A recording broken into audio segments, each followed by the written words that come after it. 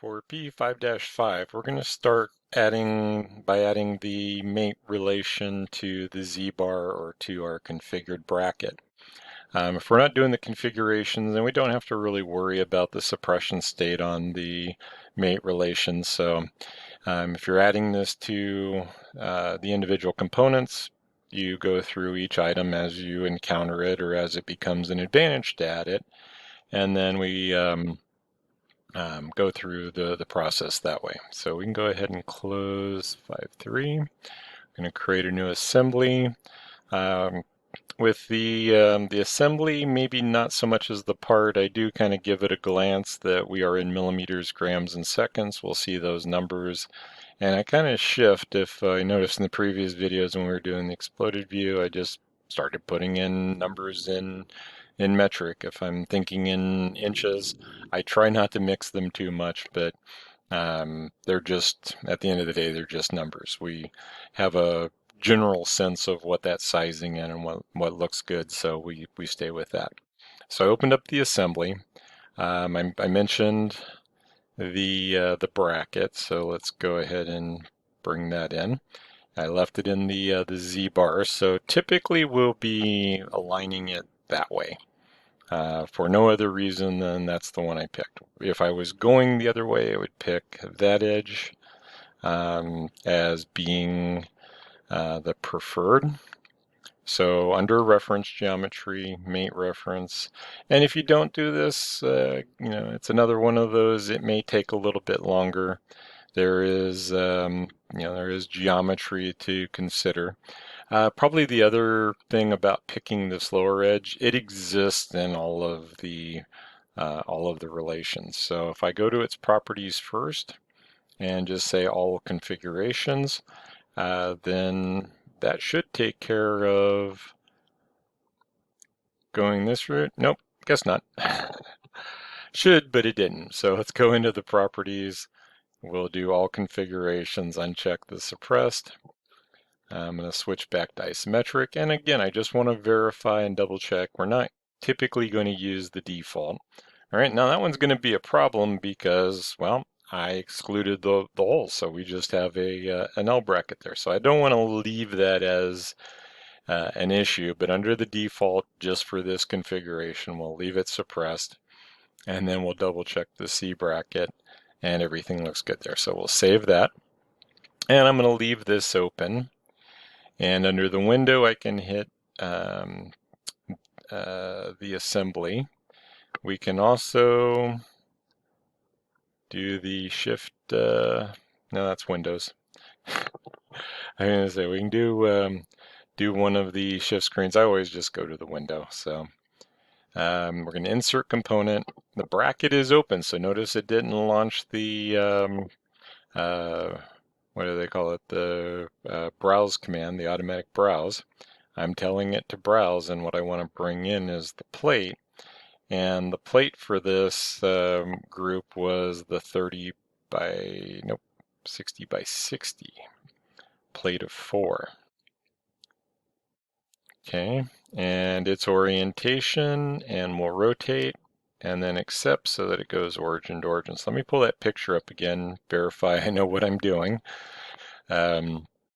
We're going to have the longer items. So this one's going to need to go through 10, 20, and 30. And then these guys look like they're going to be the 20s. And then lastly, we'll have 10. So we're going to have the mix. So if I didn't, all right, so there are the designations over on this side. If I didn't go through the configuration, I would just keep bringing these in as I needed them. So let's go ahead and bring in another element. And if there was more than 2, I would probably consider going to a linear component pattern. Let's go ahead and do a linear component pattern. I think it's a good place to show it. I probably would drag and drop one in, mate coincident to coincident, coincident to coincident, coincident to coincident, and put in the second item. But we have an opportunity to show. You can choose to use it or not. And we know that this piece is 60 millimeters. Where I may get myself in trouble is if at some point that I wanted to change this plate to the 60 by 120 rather than two of the 60 by 60s, I'm still going to have that other item rather than have it move over and show it. I mean, there's going to be limitations to whatever we do. No system's going to be perfect. All right, and then what's the famous quote? Perfect is the enemy of good enough. There is no perfect, so we will settle for good enough. All right. Now, in this case, I'm just bringing in more plates. So if I drag and drop this in, well, that's not the one I want, but I know that I can go to the 30 by 120 and accept it. And now we're back to the process of, and I did not add mate alignments or mate references to this, so I have the choice of rotating or moving, and notice it kind of moves up and down while it rotates, so I pretty much have 4 degrees of freedom. It doesn't move in X and Z, but it is rotating about Y and moving up and down. So maybe I have 2 degrees of freedom I've constrained for. Anyway, if I mess with it enough, I can get that gap in there, and whether I rotate over and I pick from the bottom or the top, and since I jumped out of my context menu, we'll go right to the concentric, and then we have 1 degree freedom left, and put in the second item. And might as well go ahead and do a second local pattern just for the fun of it. Again, dragging and dropping another one in. And if I was going to expand this and make it bigger, then it might be a possibility that I could drive this geometry um, to create the matrix or the pattern of larger elements to work with. So 30 millimeters in that direction, 2 instances, and we have our items. All right, so again, easily I could have dragged and dropped the second component and it would have been just fine. All right, so on the bracket, we're going to insert component. The bracket is still open, and because I placed it with the mate reference, I end up with just the rotation. And then the rotation can be controlled by selecting the two faces. Let's see, if I move too quickly, then I'll stay with the parallel. Oh, it's a C bracket, it's not a Z bracket. Then I'm going to switch to the Z bracket. All right, magically, now it's a Z bracket. All right, once it's a Z bracket, then we can drag and drop, and I can do hopefully the same thing. Nope, doesn't look like it's snapping to that one. I'm seeing some different things pop up, but it's not grabbing the mate relation. So let's just go ahead and drag it out there. If it doesn't cooperate quickly, I don't care. I'm gonna match it in whatever way is going to generate the easiest geometry. All right, so this is still able to. Now we went coincident, concentric. Oh, that was what I was looking for. Was I wanted to illustrate that if I suppress the parallel, and I did not put the coincidence. Let me put the coincident in real quick. That by aligning those parallel, I am creating a situation where these will move together. That whatever is driving them will drive both of them.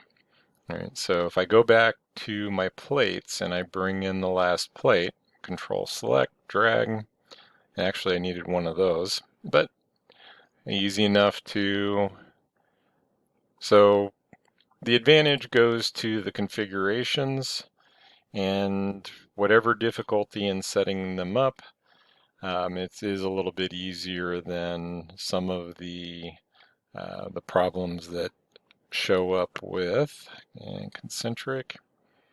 And at this point, because everything is able to move and not go in bind, it actually looks like a working geometry. All right, and then at any point I can go back into my bracket and right click on the parallel. So we tunneled down to the mate, got to the parallel, suppress or unsuppress. That is making this a static assembly. And then, oh, that's still able to move, so I missed the coincident, and I see the minus sign. And I'm not going to catch everything. There's, the likelihood that everything gets caught on the first time through. There are a lot of iterations going on with these projects. So at this point, I will do a save, and this is going to be 5-5. All right, put enough effort into it. I'm getting to the point of I really don't want to start over. It always goes quicker the second time, but let's not test that theory. All right, so 10 by 30 will be the first one. And in this case, I don't have, so I'm not holding down the control. I can just go ahead and hit tab and place it. And now holding down the control, left clicking, dragging, hitting tab to reverse it, let go of the mouse button, let go of the control button. Whew. That's a lot. All right, we need the 10 by 20. Oh, and I did not hit tab. So what do we do if I did not hit the tab? I did not get it through. I probably should have done that one first because I'm sure somebody at some point is going to do that. This is where we're going to flip the mate alignment. So I go identify that peg. It's going to be the last in the list. We expand out the mates. We identify the concentric mate, and then we flip the mate alignment. Was it concentric or coincident? Probably coincident. Let's flip the mate alignment. Concentric, it's not going to do much. It's warning me. I already know what the affected component is, and I can see it out sticking out the bottom of the part, so that one needs to go to a 10 by 20, and we go ahead and hit OK. All right, and then drag and drop. All right, I think that one is going to be in the way. So again, I think I got the coincidence out of that. Yeah, there's the coincidence. So we'll go ahead and take that and do that. I have the rotation. So the concentric didn't help me last time. So I'm going to collapse. So peg 3. Oh, while I'm here, before I get away from that, I'll lock the rotation. And then I'll expand out peg 4. Now if I'm on a partial screen, but if I'm on the full screen and this component tree is a mile long, I'm not going to be so concerned about collapsing. Oh, maybe not suppress. I had suppress on the mind apparently. I want to flip the main. And no, I don't care about the affected components. I do want to lock the rotation.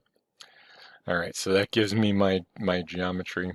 Then I wouldn't be so concerned about collapsing and expanding these guys as they go. So there is a concentric that did not lock rotation and one there. So under the mates, if I go identify those, concentric and concentric, again, I can lock those rotations at the same time.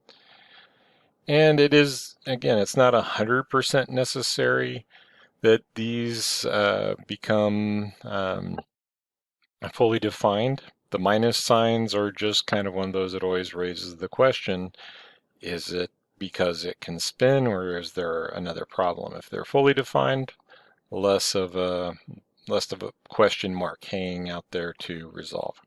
All right, so the last 10 by 20 we're going to drag, and all of a sudden my mate reference is not cooperating. So not sure why not, but we'll go ahead and hit the concentric. Up, I missed the rotation, so I think I got the edge now. I have to zoom up, but if you want to do the edge, always I mentioned the hierarchy. is the edge to the surface will also be a coincident. And then if we expand out, I can lock the rotation. All right, so I do want to check what's going on with that peg. The mate reference is there. Yeah, it's finding it, so not sure if it's just that I was dragging and dropping from the component. Let's try it from.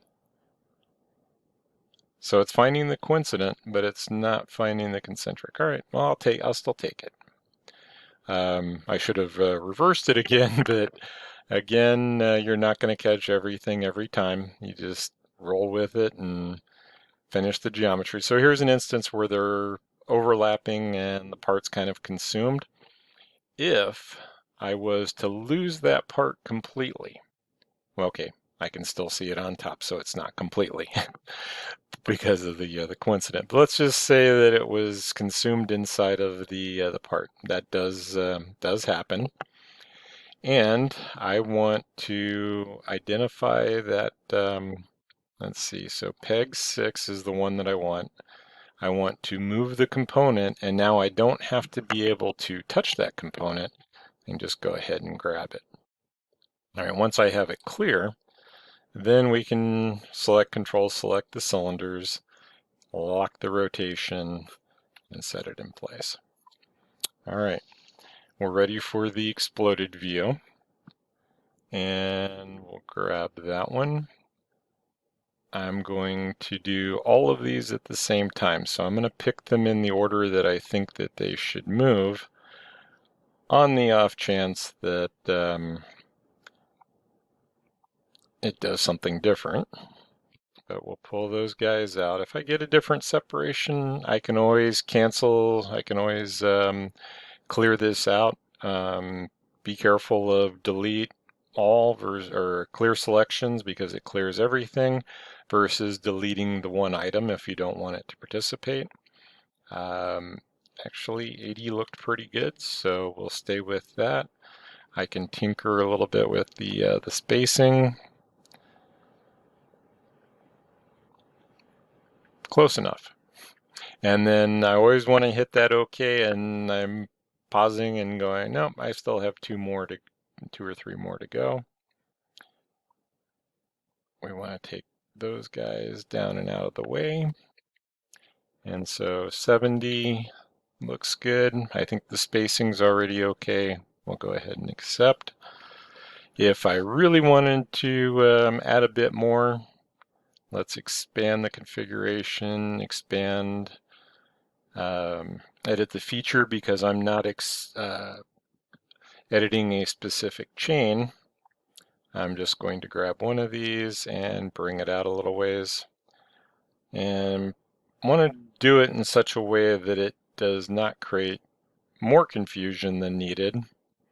So if I were to take it all the way out, it may not be very clear what I'm trying to get it to do. All right, if we went that way, so that one I didn't worry too much about the spacing, and for no other reason than illustration. Oh, and because the origin was here, I moved it back to where pretty much the plane was probably about there, so 10 millimeters. I don't think that makes it clear what it's doing other than there's some separation there. And worst case is I can collapse that, right click and do a new exploded view and try again. If this one was okay but it wasn't great, I take what I learned, do a new exploded view, and I can run through the process again. All right, so Control 7 brings up the isometric, Control S to save it, and we've finished another assembly.